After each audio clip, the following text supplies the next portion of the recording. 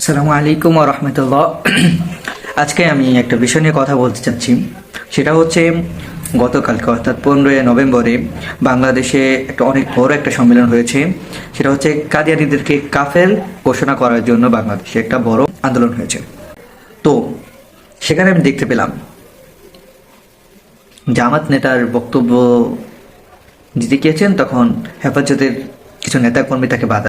তো দেখেন ভাই, এই যে কাদিয়ানীদেরকে কাফের ঘোষণা করার জন্য জামায়াতে ইসলাম যে অবদান রেখেছে, যে কাজ করে আসছে শুরু থেকে, এরকম কাজ কিন্তু কেউ করেনি।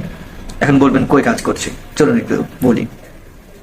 ভারতীয় উপমহাদেশে একজন ব্যক্তি ছিলেন যিনি কাদিয়ানীদেরকে কাফের ঘোষণা করার জন্য কাদিয়ানীদের বিরুদ্ধে পক্ষে যত মাসালা রয়েছে সব কিছু দলিল সহ একটা বই লিখেছিলেন। তিনি কে জানেন? মাওলানা মওদুদী রহমতুল্লাহ আলাইহি। তিনি ভারতীয় উপমহাদেশে কাদিয়ানীদেরকে কাফের ঘোষণা করার জন্য অক্লান্ত চেষ্টা করেছেন এবং কাদিয়ানীদেরকে কাফের ঘোষণা করার জন্য একটা বই লিখেছেন। সেটার ভিতরে উল্লেখ করেছেন কেন আমরা কাদিয়ানীকে কাফের বলবো। এই বইটা লেখার কারণে কিন্তু মাওলানা মওদুদী রহমতুল্লাহ আলাইহির নামে একটা মামলা হয়েছিল এবং সেই মামলায় রায় এসেছিল মওদুদীর পাশে।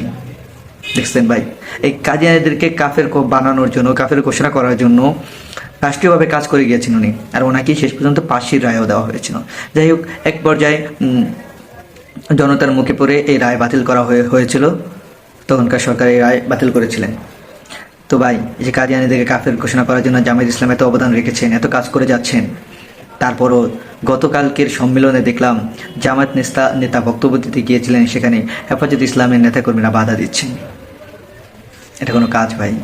হেফাজত ইসলামের নেতারা জামায়াতের নেতা করে বাধা দিতে পারে, কিন্তু যারা শরিয়া মানে না, যাদের ইসলাম নেই, যারা নির্বাচন আসলে মাথায় টুপি পরে এবং কর্মীদেরকে ঘোষণা দেয় যে অন্তত নির্বাচনের আগ পর্যন্ত সবাই জামাতের সাথে 5 ওয়াক্ত নামাজ পড়বেন, নির্বাচন শেষ নামাজ শেষ, বিএনপি নেতা কর্মীরা আর কি। যাই হোক ভাই, তাদেরকে আপনারা বক্তব্য দিতে দেন। তারা কাদিয়ানীদেরকে কাফের বলতে পারে না। জনগণ বলে যে আপনি কাফের বলেন, কাফের বলেন না, তারা আইনে আটকে আছে। সালাউদ্দিন আইনে আটকে আছে, কাফের বলতে পারে না। বলে যে আপনারা আমাদেরকে যে ভাষায় কথা বলতে বলছেন, আমি তো সে ভাষায় কথা বলতে পারছি না, আইন আছে, আইনের মায়ের বাপ, আইনের মায়ের বাপ, আইন আসর। ওনাদেরকে বক্তব্য দিতে পারেন, ওনাদেরকে বক্তব্য দেওয়ার জন্য দিতে পারেন, কিন্তু জামায়াত ইসলামের জামাত নেতারা বক্তব্য দিতে যখন নাম ঘোষণা করা হয় তখন তাদেরকে বাধা দেন। এটা কোন আইন? এটা আপনাদের কোন মানবতা?